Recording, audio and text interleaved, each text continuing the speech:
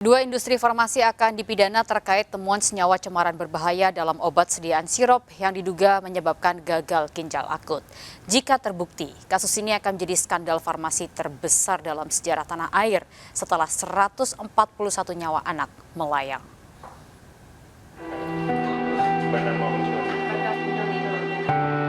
Raut kesedihan masih terlihat di wajah pasangan suami istri Priyandika dan Nur Salati. Muhammad Mansur Al-Badri, putra kedua mereka berusia 10 bulan ini sudah dimakamkan. Bayi mungil ini semulanya menderita demam dan diberikan obat paracetamol sirup. Namun bayi 10 bulan ini terus muntah dan tidak buang air kecil sama sekali. Sempat dibawa ke puskesmas dan dirawat 3 hari di rumah sakit, baru terdeteksi pasien menderita gagal ginjal akut hingga akhirnya dirujuk ke RSUD Zainal Abidin, Banda Aceh. Menjalani 3 kali cuci darah namun hanya 1 kali cuci darah yang berhasil selama 1 jam. Muhammad Mansur Al-Badri bukan satu-satunya korban meninggal akibat gagal ginjal akut. Hingga 24 Oktober 245 kasus di 26 provinsi dengan lebih dari separuhnya 141 anak atau 57,6% meninggal dunia. Dari hasil penelusuran, sebagian besar obat-obatan yang didapat dari rumah pasien gagal ginjal akut ternyata mengandung senyawa kimia berbahaya etilen glikol dan dietilen glikol. Temuan senyawa berbahaya yang belum pernah terjadi sebelumnya diduga akibat perubahan bahan baku. Menteri Kesehatan Budi Gunadi Sadikin memastikan penyebab gagal ginjal akut akibat cemaran senyawa kimia dalam pelarut obat sediaan sirup.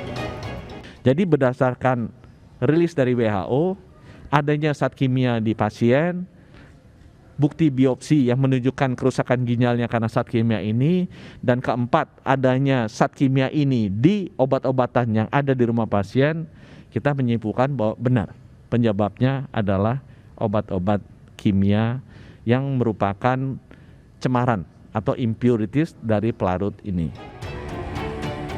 Atas temuan ini, 2 industri farmasi yang diduga menggunakan pelarut dengan cemaran senyawa kimia berbahaya dalam jumlah besar terancam dipidana.